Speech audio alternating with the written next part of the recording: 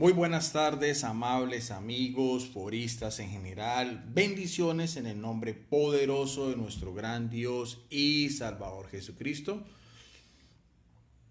Les habla Guido Rojas, teólogo católico, transmitiendo en vivo y en directo, esta vez desde mi propio foro, Debates Cristianos Católicos versus otros cristianos, en la ciudad de Palmira, Valle del Cauca, Colombia. En esta ocasión, como lo había anunciado, vamos a tener un video desde la teología y desde las Sagradas Escrituras de un tema muy importante, un tema que concierne a una doctrina propia de la Iglesia Católica, que es el purgatorio. Voy a aclarar tanto para mis hermanos y amigos católicos lo que es el purgatorio de acuerdo a nuestra propia enseñanza del magisterio eclesiástico, también para mis amigos y foristas evangélicos, para que por lo menos conozcan en realidad qué es lo que la Iglesia Católica ha dicho sobre este tema. Un tema que, bien sabido, es solamente propiedad de la Iglesia Católica, es decir, es una doctrina que es solamente oficial en lo que es la Iglesia Católica. Y lo voy a hacer en esta ocasión de mi libro. Este es mi libro, yo le he mostrado en otras ocasiones, se llama Verdades de la Fe Católica. Es un libro de teología que yo hice y con el cual pues tengo algunos temas relacionados con la fe de este libro. Ya lo estudiamos completamente con un grupo en un movimiento de la Iglesia Católica que se llama la Renovación Católica Carismática, lo que son los encargados de el ministerio de profética. Entonces, en este libro de mi autoría, lo que yo he investigado sobre el tema, ya hay un tema de apologética. Concretamente dice, ¿existe realmente el purgatorio? Y lo primero que hago y que quiero compartir en este día es el campo de la teología, o sea, el campo de lo que es la doctrina de la Iglesia Católica. Afirma el catecismo de la Iglesia Católica, que es, por así decirlo, el manual de doctrina en que se basa lo que nosotros creemos. Cuando alguna persona, tanto de la Iglesia Católica como fuera de ella, quiere realmente por lo menos conocer, hacer un discernimiento espiritual de lo que nosotros creemos, yo siempre le recomiendo, por favor, remitirse al catecismo de la Iglesia Católica. Porque hay libros o hay autores que de pronto no tienen la debida certificación o la debida licencia eclesiástica para tratar estos temas.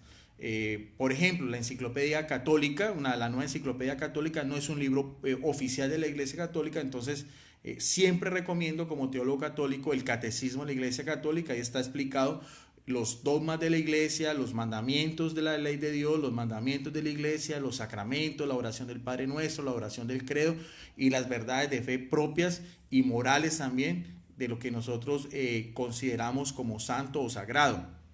En el Catecismo de la Iglesia Católica dicen los numerales 1030 y 1031 que los que mueren en la gracia, porque siempre hay que, todo depende de la gracia de Dios, todo viene de la gracia de Dios y de su infinita misericordia, y que mueren también en amistad con Dios y al final de su vida pidieron perdón por sus pecados.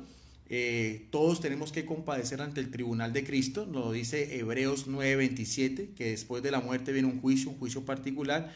Pero aunque murieron imperfectamente purificados, aunque pueden estar seguros de la eterna salvación, sufren después de la muerte una purificación a fin de obtener la santidad necesaria para entrar en lo que es la alegría del cielo, el paraíso eterno que le prometió Jesús al buen ladrón.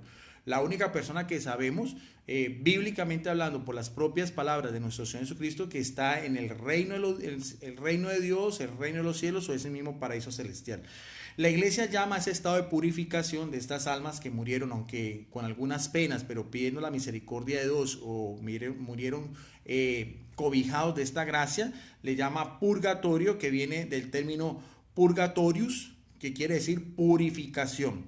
A esta purificación final de los elegidos de Dios es completamente distinta a lo que nosotros creemos de lo que es el infierno. Hay dos estados del alma que son propiamente eternos, que son el cielo y el infierno. El purgatorio, que es, como estoy explicando, una creencia solamente de la Iglesia Católica, es un estado del alma intermedio en el cual se purifican sus pecados y después pueden gozar de lo que es la visión beatífica de Dios, ver a Dios tal cual es. Ya sobre el infierno hay muchas pasajes de la Biblia. Voy a explicarlo también desde el punto de vista de la teología para mirar la diferencia entre el uno y el otro, porque algunos piensan que el purgatorio es una especie de infierno pequeño. Eso es completamente falso. Vamos a ver entonces lo que nos dice el apóstol Pablo en 2 de esas Tesalonicenses, una de sus cartas pastorales del apóstol Pablo, 2 Tesalonicenses capítulo 1, verso del 7 al 9. Entonces vamos a buscar la carta del apóstol Pablo, la 2 de Tesalonicenses en el capítulo 1. Lo voy a hacer de esta Biblia, siempre utilizo Biblias en físico. Esta es la Biblia de nuestro pueblo, es una Biblia católica con deuterocanónicos, porque voy a utilizar los deuterocanónicos y voy a explicar también el porqué, la importancia de estos libros en las Biblias católicas y en las Biblias ortodoxas. Dice el apóstol Pablo, sentido cristiano de lo que es la persecución: y a vosotros los afligidos os alivié como a nosotros, cuando se revele desde el cielo, o sea, cuando venga desde el cielo, ¿quién? El Señor Jesús, lo que conocemos teológicamente como la parusía o la segunda presencia de Jesucristo, como él mismo lo prometió antes de regresar a los cielos. Y va a venir Jesucristo con los ángeles de su dominio. Ya sabemos, es Jesucristo el que es el verbo de Dios, la segunda persona de la Trinidad, el que es nuestro justo juez y también nuestro justo abogado y también nuestro justo salvador. Todas esas cualidades son propias de Jesucristo. Va a venir con sus ángeles en su segunda venida con fuego ardiente. El término fuego siempre es señal de la presencia de Dios, pero este es un fuego ardiente con una finalidad que es castigar a los que no reconocen a Dios ni obedecen las buenas noticias de nuestro Señor Jesucristo. O sea, todos los que rechazan de plano a Jesucristo en el momento de su muerte, los ateos, los satánicos, los materialistas, los agnósticos y demás personas que no mueren, como decíamos anteriormente, en la gracia de Dios o pidiendo su misericordia divina, a estas otras personas que son conocidos como los reprobos, los pecadores, los condenados, dice el apóstol Pablo en la carta a los tesalonicenses, dice, ellos sufrirán una condena perpetua lejos de la presencia del Señor y de su majestad poderosa. Como decía yo, desde el verso del 6 al 8, quiero hacer énfasis que teológicamente lo que la Iglesia Católica dice que es el infierno, es ante todo no tener, como lo dice acá, es una pena eterna, no tiene una segunda oportunidad, y sobre todo lo más importante es que va a estar lejos de ¿qué? De la presencia de Dios, no poder ver a Dios cara a cara, como Él es, tal cual como Él es, lo que se conoce en teología como visión beatífica, usted poder ver el rostro de Dios en su gloria inaccesible, en su esplendor tal cual como es. Vimos a Jesucristo, lo mismo más o menos lo que sucedió en el monte, en la transfiguración. Asimismo, los elegidos van a poder ver a Dios, tanto al Padre como al Hijo, en la comunión con el Espíritu Santo. Los condenados, dice la palabra de Dios, eso es ante todo una definición de lo que es el infierno, es una condenación eterna y, como lo dice aquí, lejos de la presencia de Dios y de su majestad poderosa. Ese es de pronto lo que se conoce teológicamente. Por eso es que quería hacer este video, para aclarar estos términos, lo que se conoce teológicamente como lo que es el castigo eterno. No poder ver el rostro de Dios, no gozar con la amistad de Dios, con el amor de Dios, por las propias faltas personales y por las propias consecuencias que trae cada persona, con lo que se conoce también como el libre albedrío, que es la libertad que tiene cada persona de escoger entre el bien y el mal. Eso lo heredamos de nuestros primeros padres, Adán y Eva, en el jardín del Edén, en Génesis 3, después de la caída. Lo que les había dicho la serpiente: conoceréis y seréis como Dios, y conoceréis lo que es el bien y el mal. Desde entonces, desde ese mismo momento, viene el pecado, las consecuencias del pecado, sabemos que son los sufrimientos, las penalidades, las enfermedades y la propia muerte. Porque Dios hizo al hombre para gozar eternamente en su amistad, en su presencia, en su amor filial, en su vínculo de padre e hijo. Todo eso se rompió en el huerto del Edén, y por eso fue necesario, como lo dice aquí la palabra de Dios, que el Padre, en ese amor tan infinito y misericordioso, entregara a Jesucristo. Por eso es que lo que nos debe unir a todos los católicos, independientemente de la creencia del purgatorio, porque vuelvo a repetir, es solamente para los católicos, pero saber, reconocer que en Jesucristo tenemos la salvación eterna. Solamente es por Él y por medio de Él y por su sacrificio en la cruz. Ahora, también se sabe que en las catacumbas de Roma, que son los subterráneos de la ciudad eterna, donde se reunían los primeros cristianos durante los primeros siglos de la persecución, en el siglo segundo, tercero y anterior al siglo cuarto, con lo que fue ya la paz de Constantino en las catacumbas de Roma, encontramos inscripciones en las tumbas que piden orar por los muertos y sobre los sepulcros de los mártires. El término mártir es testigo, el que dio la vida por Jesucristo, el que confesó a Jesucristo en sus labios, como decía Tertuliano, sanguis martirium semen Christianorum, la sangre de los mártires es señal, es vida para otros cristianos. Entonces esos mártires ya del siglo segundo eran venerados y eran tenidos como ejemplo por estos primeros cristianos. Esto hace parte de la historia de la iglesia primitiva, esto hace parte de la historia de la iglesia católica de los primeros siglos, estas catacumbas en Roma, los sarcófagos y las inscripciones que se encuentran ahí pidiendo por los muertos y, y en los sepulcros de los mártires, donde se celebra la Eucaristía, la acción de gracias, o lo que nosotros es comúnmente conocido como la misa, a fin de que el sacrificio de Jesucristo en la cruz del Calvario redimiese a los fallecidos. Ya la doctrina del purgatorio fue avanzando. Nosotros creemos que no todo está en las Sagradas Escrituras. Jesucristo prometió en Mateo 28:18, yo estaré con ustedes todos los días hasta la consumación de los siglos. Promete también su asistencia permanente en su iglesia. En Juan 14, en Juan 15, en Juan 16, el Espíritu Santo, el Paráclito, el testigo de la verdad, que recordará todas las cosas que Jesucristo ha enseñado. También Jesucristo promete a la iglesia que él funda en Mateo 16, 18 sobre Pedro, le da las llaves, que es señal de atar y desatar. Por eso es que nosotros, eso es lo que conformamos el magisterio eclesiástico. En primer lugar, las Sagradas Escrituras. Nosotros reconocemos que la Biblia es palabra de Dios, que este libro tiene inspiración divina, pero también reconocemos que a través de los siglos también esa iglesia ha venido también por la iluminación del Espíritu Santo, por ese discernimiento, sobre todo en las personas de los papas, de los vicarios de Cristo, que en este caso son la autoridad máxima en la Iglesia Católica, los sucesores legítimamente constituidos después de Pedro, hasta llegar al Papa Francisco, 267 obispos de Roma, desde Lino, Cleto, Clemente de Alejandría, Evaristo, Sisto, hasta llegar al Papa. Las enseñanzas de ellos para la Iglesia Católica son válidas, y es por eso, como dice aquí, que en el siglo XI se le da el nombre de purgatorio por el Papa Inocencio IV, más exactamente después en el año de 1254. Será el primero, este Papa, en tocar oficialmente este tema, e incorporar la palabra purgatorio a la doctrina oficial de la Iglesia Católica.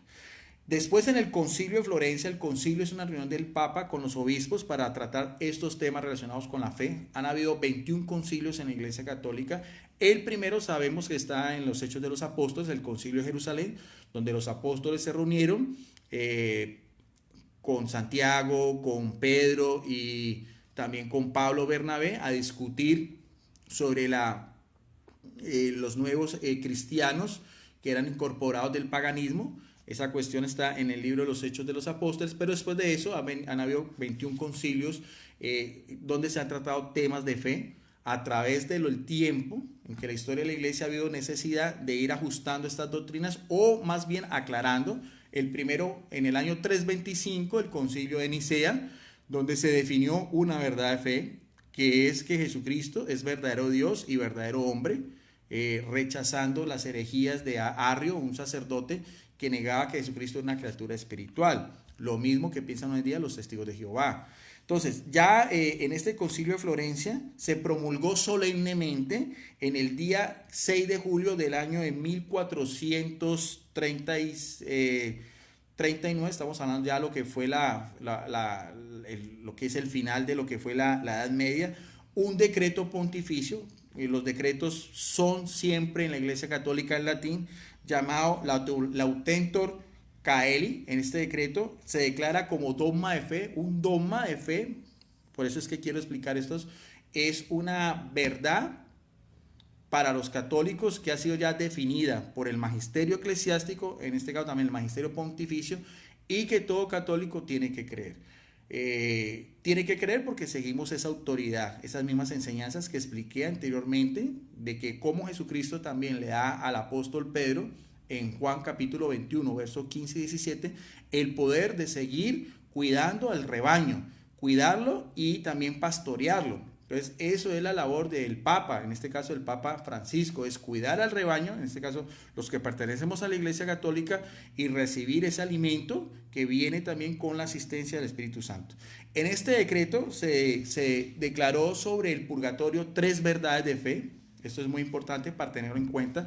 Así sea para nuestros amigos evangélicos de conocimiento general, de cultura religiosa, para que por lo menos tengan una idea clara de lo que realmente pensamos sobre el tema.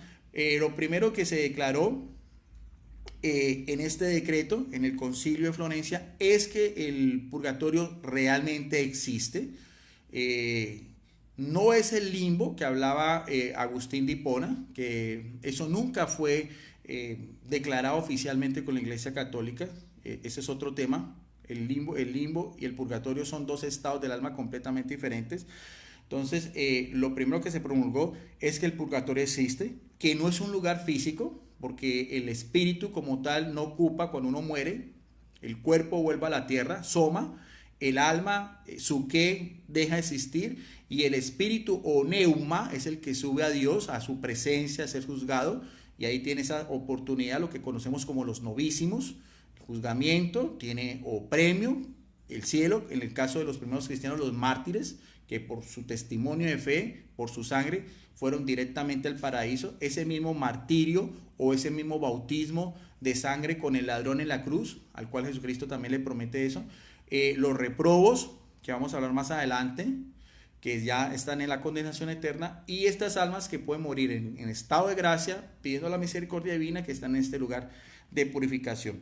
Entonces, no es un lugar físico, es un estado del alma en que las almas de los difuntos son purificadas. Y también lo que dice este decreto, la tercera verdad, es que los vivos pueden ayudar mediante sufragios, que pueden ser misas, oraciones, penitencias y obras de caridad, para que estas almas puedan acceder al cielo. En la Iglesia Católica existen 3 clases de iglesia, o 3 clases de lugares donde están los que nosotros conocemos como los que pertenecemos al cuerpo y al espíritu de la iglesia. Está la iglesia militante, que son los cristianos católicos que viven aquí en la tierra, bautizados, porque por el bautismo es el primer sacramento de iniciación cristiana, y después por la confirmación, confirmamos que queremos ser soldados de Cristo, milicis Christi. Entonces la iglesia siempre dice que hay una comunión de los santos, porque nosotros pensamos que los muertos siguen viviendo, no pensamos lo que piensan algunos protestantes, que los muertos están en una especie de sueño, como la bella durmiente hasta la segunda venida de Jesucristo. Eso ya se puede mostrar fácilmente con lo que Jesucristo le dice al ladrón en la cruz, no como dicen los testigos de Jehová colocándole comas, porque el griego koiné fue escrito en forma transliteral, sin signos de puntuación. Jesucristo le dijo al ladrón en la cruz: hoy estarás conmigo en el paraíso. No, hoy te digo que vas a estar conmigo en el... No, eso no es. Entonces, en la iglesia, lo que nosotros también rezamos en el credo, en la comunión de los santos, pensamos que los vivos podemos hacer oraciones, ofrendas, peticiones, sacrificios, obras de caridad en favor de estas almas que están purgando, para que después puedan gozar de lo que es ya esa iglesia militante, que es precisamente en el cielo. Ya en el cielo, estos santos pueden interceder por nosotros. Eso es lo que llaman la intercesión de los santos. Los que están en la tierra oran por los que están en el purgatorio, y esos del purgatorio, cuando estén en el cielo, pueden también orar por nosotros. Ahí está ese estado de lo que nosotros hablamos, los 3 lugares que conforman la Iglesia Católica. Posteriormente, hablando del purgatorio, históricamente hablando, en el siglo XVI, en otro concilio, el Concilio de Trento, que se dio después de la Reforma Protestante, lo que se conoció como la Contrarreforma, después de todas las doctrinas que Martín Lutero rechazó, y que dio inicio a ese cisma en el siglo XVI, donde una tercera parte de Europa se volvió protestante, iniciando con Alemania, con Lutero. El Concilio de Trento fue la respuesta desde el punto de vista de la doctrina oficial del catolicismo a estos ataques y a estas cuestiones de las tesis sobre todo de Martín Lutero y las otras cuestiones de orden teológica y doctrinal que surgieron. En el Concilio de Trento se prohíbe, y esto es muy importante, agregar al término del purgatorio cualquier otra cuestión. O sea, ya lo que la Iglesia Católica ha hecho, mire cómo la Iglesia es seria, cómo la Iglesia Católica es completamente ortodoxa en lo que cree, no cambia, no varía, no dice una cosa hoy, mañana dice otra cosa. Entonces ya razonamientos como si el purgatorio, si es un lugar frío, como un glaciar, o si es un lugar ardiente, como un océano de fuego, el tipo de penas, cuánto tiempo se pasa y cómo se sufre, lo que la Iglesia Católica en la revelación divina, como la Biblia y la tradición, no dice nada más. Y el magisterio de la Iglesia Católica no ha formulado declaración alguna al respecto. Pueden haber, más adelante lo voy a ver, a manera de complemento, revelaciones particulares de santos, porque han habido santos que han tenido contactos con almas del purgatorio, pero ese tipo de cuestiones no hacen parte del dogma de la Iglesia Católica. Ya lo dije claramente, que quede solamente para mis hermanos católicos y evangélicos, que quede claro que lo único que la Iglesia Católica dice es que el purgatorio existe, que es un estado del alma intermedio donde se purifica y que los vivos pueden ayudar a los muertos con ofrendas y oraciones para poder salir de ahí. Eso es todo. De resto, no es más. Así haya un santo, una visión, algo así, eso no ya es la voz oficial de la Iglesia Católica. Ahora, ya vamos a ver entonces hablar desde el punto de vista bíblico. ¿Cuáles serían entonces las razones de peso ya desde la Sagrada Escritura? Porque yo entiendo también la posición de los hermanos evangélicos de que todo tiene que ser con Biblia. Para ellos todo es la Biblia. Para la Iglesia Católica no todo es la Biblia. Nosotros creemos que también, lo dije anteriormente, la tradición cristiana, el testimonio, los escritos de los padres de la Iglesia, los concilios, las declaraciones de los papas son parte importante. Por eso es que el magisterio de la Iglesia Católica es mucho más rica, mucho más amplio. Pero si vamos a hablar desde el punto de vista de las Sagradas Escrituras, hay dos pasajes en el Antiguo Testamento que tienen una relación directa desde el punto de vista de lo que es la teología bíblica con este tema que estamos abordando hoy sobre el purgatorio. Este tema lo vamos a subir después porque es un tema muy importante. Lo vamos a subir también en nuestro canal en YouTube, que se llama Videos Apologética Católica. En este momento quise transmitir, por lo general lo hago desde mi muro, esta vez lo estoy haciendo desde mi foro, el foro que llama Debates Cristianos Católicos versus Otros Cristianos. Saludo en este momento a las personas que están conectadas y a lo último les voy a enviar un saludo. Vamos a hablar también una relación directa que tiene un paralelismo sobre este tema. Es la primer libro de Samuel, en el capítulo 31, verso del 13. Vamos entonces a buscar uno de los libros históricos del Antiguo Testamento, el primer libro de Samuel, ya en el capítulo 13, los versos finales, ¿ve? Después de la muerte la muerte del rey Saúl, el primer rey de Israel. Vamos entonces a ver lo que pasó. Lo voy a hacer aunque el punto central está en el verso 13, pero lo voy a hacer desde el verso 11. Los vecinos de Yabes, de Galat, oyeron lo que los filisteos, que eran los principales enemigos del pueblo judío en el Antiguo Testamento. Acordémonos del episodio de la pelea, el combate entre el gigante filisteo Goliat con David, cuando estos filisteos habían hecho con Saúl, con el rey Saúl, y los más valientes caminaron toda la noche, quitaron de las murallas de Beisán el cadáver, porque habían colocado el cadáver de rey Saúl y de sus hijos, y los llevaron a Yabes, donde los incineraron los cadáveres de este primer monarca y sus hijos. Y dice en el verso 13, recogieron los huesos, los enterraron bajo el tamarindo de Yabes y celebraron un ayuno de 7 días. Esta referencia de celebrar un ayuno durante 7 días era una de las formas del Israel antiguo de los judíos, una de las formas de mostrar un duelo o de mostrarlo humanamente hablando, el sufrimiento por la pérdida de una persona importante de aquel entonces. O sea, ese ayuno representaba en sí una especie de liturgia o una especie de costumbre religiosa en el antiguo Israel por las almas de las personas que habían fallecido, que eran importantes para el pueblo de Israel. Repito, en el verso 13, recogieron los huesos, los enterraron bajo el tamarindo de Yahvé y celebraron ayunos durante 7 días.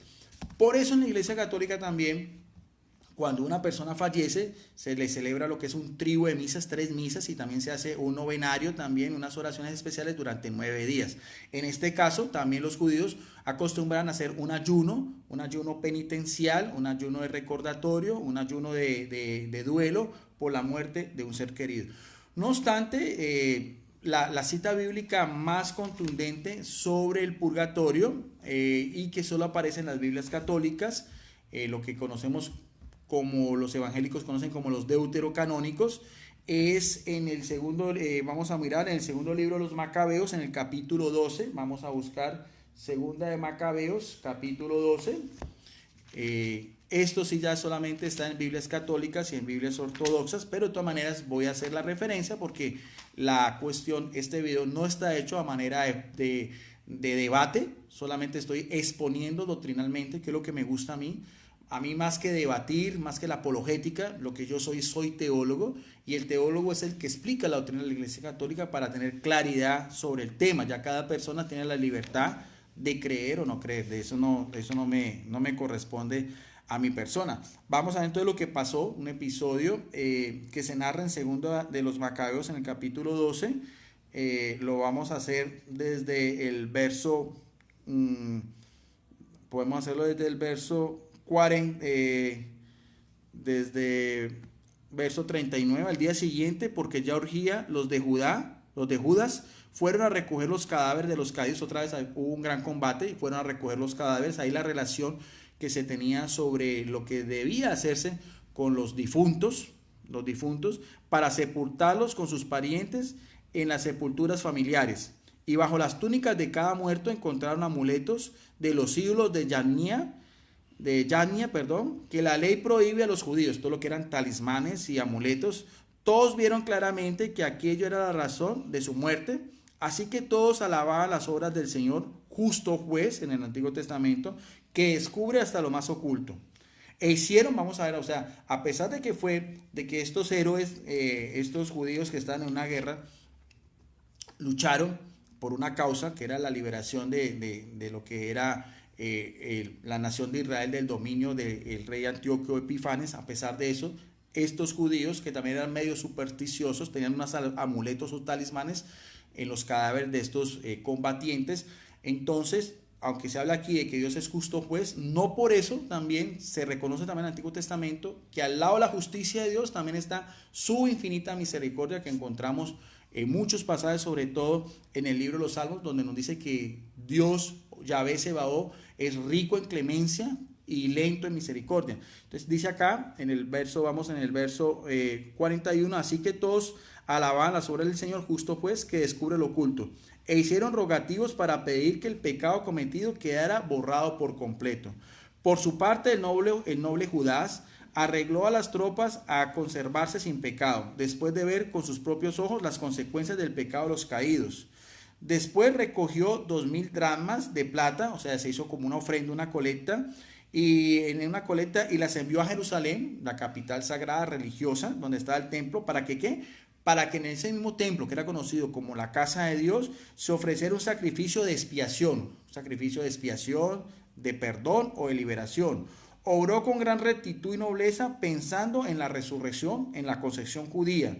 Si no hubiera esperado la resurrección de los caídos, habría sido inútil y ridículo rezar por los muertos, pero considerando que a los que habían muerto piadosamente les estaba reservado un magnífico premio, la idea es piadosa y santa. Por eso hizo una expiación por los caídos, para que fueran liberados del pecado. Para que entendamos un poco más, aquí tengo en mi libro qué fue lo que le pasó a este libro. Se relata que en el año 160 a.C., en una batalla contra los sirios, murieron varios soldados judíos. Al ir a enterrar a sus cadáveres, hallaron que tenían bajo sus ropas colgados amuletos y talismanes, como lo vimos aquí en el relato, que eran prohibidos con Dios, contra el primer mandamiento de la ley de Dios, todo lo que era la idolatría. Por esta razón, Judas Macabeo hizo una colecta entre los demás combatientes y la mandó al templo de Jerusalén para ofrecer un sacrificio, ya vemos aquí una expiación, por los pecados de estos guerreros abatidos. Y así el Altísimo los perdonará y pudieran gozar de la resurrección. Eso es también lo que más o menos encontramos en esta Biblia de estudio, que es la Biblia de nuestro pueblo. Dice también más o menos una explicación a pie de página. El texto afirma claramente que la muerte no es suficiente para expiar pecados, como también lo podemos mirar en Isaías 22:14. ¿Qué hacer entonces con los que murieron justamente pero en pecado? Se presupone la existencia de un estado de purificación entre la muerte y la resurrección, como aparece en los versos del 42 y 44 seguidamente, en el que los vivos pueden interceder por los muertos a través de la oración y los sacrificios de expiación, como aparece en el verso 45, para que se borren por completo sus pecados y Dios pueda todavía tener misericordia de ellos. Esta obra para los pecadores que mueren piadosamente no es, dice esta Biblia de estudio, no es para los renegados o para los paganos o los que no eran pues de la nación de Israel, los politeístas. Esa referencia es importante. Es claro que los evangélicos ponen muchas trabas con este texto, no lo aceptan ellos, bueno, y eso quiero hacer claridad. Estos libros que llaman deuterocanónicos, que aparecen en las Biblias católicas, en este caso estoy hablando de los libros de los Macabeos, lo importante en el caso es que están en las Biblias desde los primeros siglos del cristianismo hasta, eran considerados como libros canónicos, o sea, aceptados por toda la iglesia y los primeros cristianos, hasta el siglo XVI con Martín Lutero. Él fue el que quitó estos 7 libros del Antiguo Testamento y aceptaron otro canon, que era el canon palestinense, los libros del Antiguo Testamento escritos en hebreo. Mientras que la Iglesia Católica, la Iglesia Ortodoxa, los primeros padres de la Iglesia siempre aceptaron la versión que llamaba como la Septuaginta o el canon de Alejandría. Ahora, aunque ese no es el tema, pero también quiero decir que la primera Biblia oficial al latín, que fue la Vetus Latina hispana, hecha hacia finales del siglo II, tenía también estos libros deuterocanónicos. O sea que también, porque no falta el evangélico, también el apologista evangélico, pues que desacredite los libros de los Macabeos, pero hago claridad que eran libros aceptados por los primeros cristianos desde el siglo ya final del siglo II hasta antes de Martín Lutero. A eso también es lo que la Iglesia Católica siempre ha dicho, que creemos que son el canon que tiene la aprobación de Dios por la misma asistencia que habíamos dicho de Jesucristo, tanto del Espíritu Santo como sus propias palabras, como también cuando dijo que Mateo 16:18, que ni siquiera el poder de la muerte, o sea, el poder del mal, el poder del demonio podrá vencer a su iglesia. Nosotros no creemos que la Iglesia Católica es una iglesia apóstata, es una iglesia que se pervirtió o es una iglesia que nace con Constantino. Todas esas son falacias, todas esas son leyendas negras que no tienen nada que ver con lo que es la historia del cristianismo. Para eso ustedes pueden estudiar, investigar todo lo que les estoy diciendo, los 2 cánones, los padres de la iglesia que hablaban también, muchos de ellos hacen comentarios exegéticos del libro de los Macabeos. Estos hombres de Dios no solamente eran por su sabiduría, por el conocimiento de las escrituras, sino también por su vida santa, como decir Agustín de Hipona, como decir Ambrosio, como decir Atanasio, como decir el mismo Jerónimo que tradujo la Biblia al latín, como decir, ¿quién más?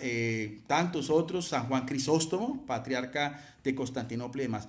Ahora, ¿qué podemos decir también sobre referencias del purgatorio en el Nuevo Testamento? Bueno, en el Nuevo Testamento hay una cita que los católicos, algunos teólogos y biblistas católicos la toman como referencia. Ella ha sido también debatida en este foro, tanto por los hermanos míos católicos apologistas y también por los hermanos y amigos evangélicos, porque eso se trata, abrir espacios de diálogo, de entendimiento sobre estos temas.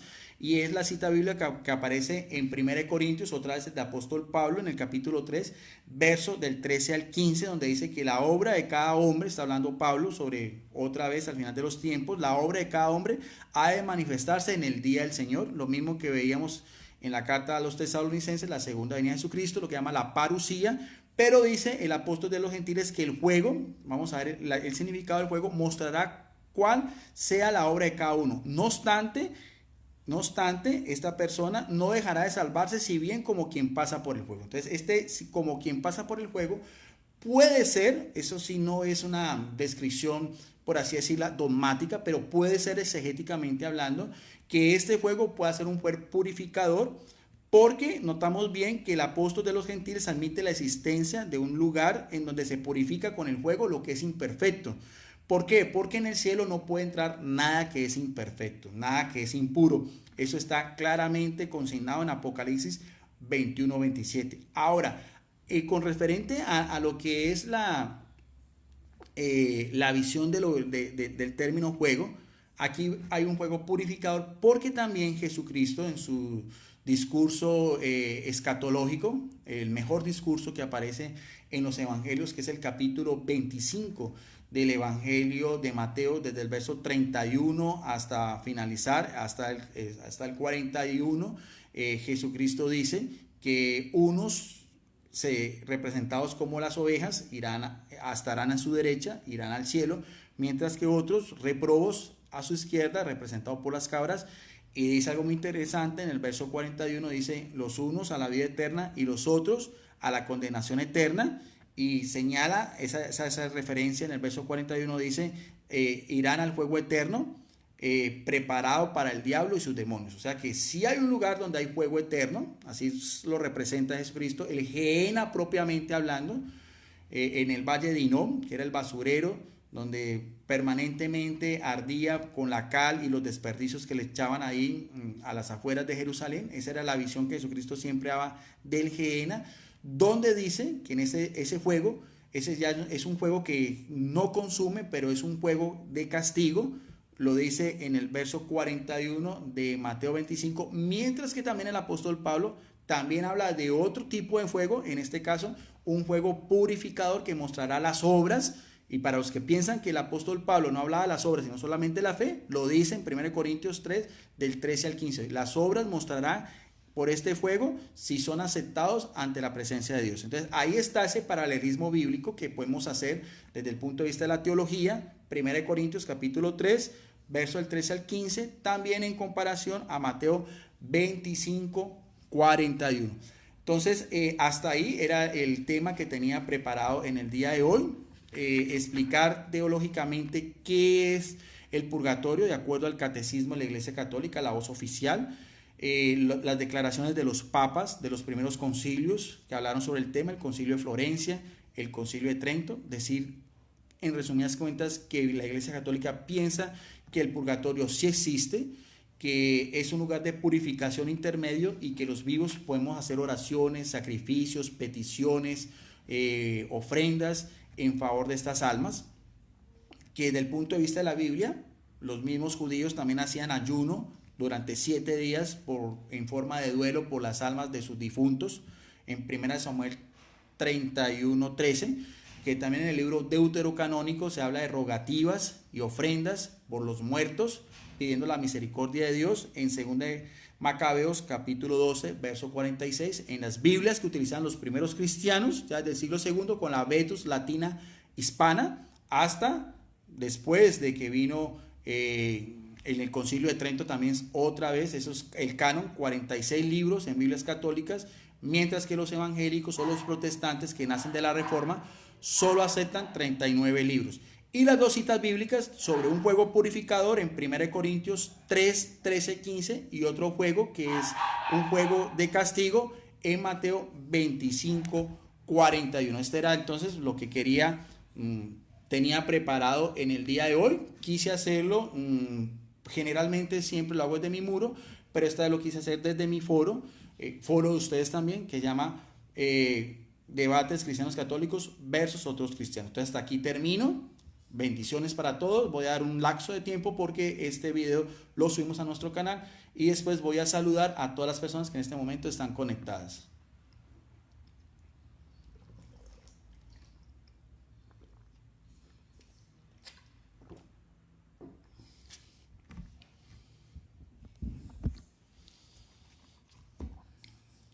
Bien, entonces a mis amables amigos, esto ya no va a ser parte porque esto lo vamos a subir, como les decía yo, a nuestro canal. Si quieren suscribirse, hay canal en YouTube, videos apologética católica. Hay muchos videos, hay más de 20 videos, debates y compartir y análisis que he tenido mi persona con diferentes pastores, apologistas y predicadores de diferentes denominaciones cristianas. Ahí vamos a subir dos que están pendientes. Uno con el pastor Percy River, un pastor bautista, sobre el tema de la salvación. Ese fue ya de tiempo atrás. Y la semana pasada también tuve también un debate. Ese fue un debate sobre la persona de Jesucristo con mi amigo unicitario Alexander Escobar Cerrato, de la Iglesia Pentecostal Unida de Colombia, y mi persona. Cada uno dio su posición. También en ese canal vamos a subir también un tema que está también en mi muro, las personas pueden mirarlo, que fue sobre el tema de Jesucristo, en relación a Hebreos capítulo 1, verso del 1 al 14. Estamos esperando que nuestro amigo José Luis Restrepo, es testigo de Jehová, apologista, 21 años en la congregación de los testigos de Jehová, también de su declaración. Ese video también lo subimos al canal. Entonces esos son más que todo. Tengo un debate pendiente con el pastor Eduardo Gutiérrez del canal reflexionesdelpastor.com, un tema que de tiempo atrás lo teníamos preparado. Ya hace más de un mes que no tengo debates con el pastor Eduardo Gutiérrez. Con él he tenido 11 debates. Este es sobre la iglesia remanente, de un libro que sacó él también.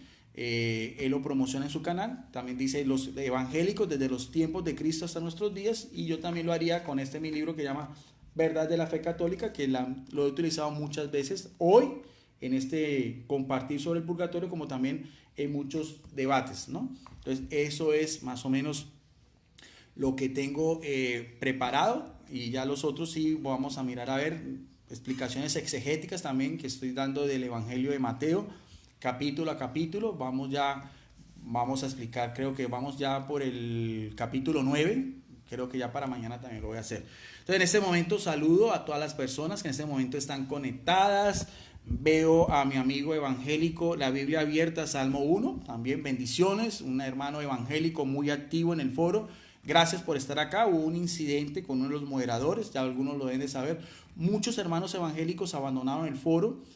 A mí me duele mucho eso, porque lo que yo quería con este foro que llama Debates Cristianos Católicos versus otros cristianos es que todos puedan publicar de una manera libre, que no haya ningún tipo de restricción, siempre y cuando se cumplan ciertas normas. Entonces muchos hermanos evangélicos, por un post que hizo uno de nuestros moderadores a manera personal sobre el canal del pastor Eduardo Gutiérrez, aunque ese post ya no está en el foro, pero bueno, se hizo como todo un boicot y muchos hermanos evangélicos salieron. Me da pena, me da tristeza, porque muchos de ellos eran activos en el canal. Pero a los que quedan o a los que van ingresando, vuelvo a repetirles, no se trata de coartar la libertad, todo lo contrario. Tenemos 5 moderadores, eso es otra de las cosas. 5 moderadores, hay 3 católicos, pero hay también 2 evangélicos o 2 de la rama de la iglesia cristiana que están al tanto de todas las denuncias, de los reclamos, de mirar de que se cumplan las normas, de que sancionemos si es el caso. Máximo a veces un día solamente se expulsa a alguien que ya viole las normas que están ahí establecidas. Entonces tenemos moderadores cristianos católicos, tenemos moderadores evangélicos. Entonces nuestro amigo, la Biblia Abierta, Salmo 1, todavía está. Gracias por estar todavía en el foro. Él también, me encanta mucho sus disertaciones bíblicas. Créanme que yo aprendo de todos. Ahí está también nuestro amigo JC González, bendiciones. Saludo también a Salmo Abierto, Biblia Abierta, Salmo 1, a nuestro amigo Israel Benítez también, que está viendo este video. Salvador Hernández también, bendiciones. Aquí veo a Martín Martínez también viendo el video. Nuestro hermano católico Cipriano Sicajaú también, gracias. José Lima también está viendo este video, que lo había promocionado en mi muro en horas de la mañana. Nuestra amiga católica Susi Alanis Treviño también, gran seguidora de todas estas, compartir de estas enseñanzas bíblicas de tiempo atrás. Bendiciones a la hermana. Nuestro amigo Salvador Manuel Portillo Quijano, Francisco Vázquez, Manuel Ríos. Algunas de estas personas pues no son los mismos que a veces veo en mi muro, pero de todas maneras los estoy también saludando y mandándoles un afectuoso saludo en el nombre de nuestro Señor Jesucristo, con este tema que finalizamos minutos atrás sobre el tema del purgatorio. Recordemos una doctrina, aunque es propia de la Iglesia Católica, pero lo hice a manera de aclaración, tanto para los católicos como para los evangélicos, para que tengan una perspectiva sobre el tema. También saludo en este momento a Melba Rocío Diago Velascos, también a Jorge Manuel Sánchez Álvarez, a Miguel Trun también, a Juan Méndez también, bendiciones, a Enrique III también, nuestra hermana, qué bueno que todavía esté acá, creí que se había ido, con ese grupo de personas de evangélicos que salieron, nuestra hermana Marisa de Adriano, que también gracias, bendiciones por estar aquí. Walter Pariona Guamán también, bendiciones. Otra hermana que también siempre sigue estas enseñanzas, la hermana Dominga Jiménez Almonte, también la estoy saludando. Silverio Cruz también, bendiciones. Manuel Andrés Rodríguez también, nuestro amigo Profundizando Nuestra Fe Católica también, gracias. Oscar Rivero también, Claudio Sánchez, también hermano católico, también siempre ve los videos, gracias. Nuestro amigo también apologista católico Juan Carlos Ulloa Caro, como siempre estos videos son libres, los que quieran compartir en sus muros o en otros foros, yo lo voy a subir también a mi muro, y siempre comparto solamente en el canal de mi amigo, en el foro de mi amigo Bautista Johnny Soye, que llama Apologetas Cristianos Católicos versus otros apologetas. Solamente en esos dos foros comparto estos videos. Este sí lo vamos a subir a nuestro canal en YouTube, pero las personas que en este momento si quieren compartirlo en sus muros, lo pueden hacer, o en otros foros. También veo a Ricky Argañarás, también Ricky Argañarás, a nuestra hermana Francesca Marque del Conde también, José Moreno, Marcelino Cat también, bendiciones, Gerardo Chaires también, Rafael Pulio Bernal, bendiciones, nuestro amigo, mi moderador también, que a veces hemos compartido, Mónico Vázquez también, bendiciones, muy activo también con sus enseñanzas, gracias, y también por todo lo que hace desde la administración como moderador. Billy Mejía también, Cristóbal Velázquez también, bendiciones. Rafael Radillo también, nuestra hermana evangélica Pamela Nos también, mire, se quedó acá en el foro, gracias también, no hizo parte de ese boicot. Y también veo a un hermano, Andrew Castro, todos ellos, gracias, bendiciones. Espero pues que les haya gustado este video, por lo menos a manera de compartir esta enseñanza sobre el purgatorio. Quedamos como siempre en la paz, en el amor de nuestro gran Dios y Salvador Jesucristo. Shalom, y nos vemos en otra oportunidad.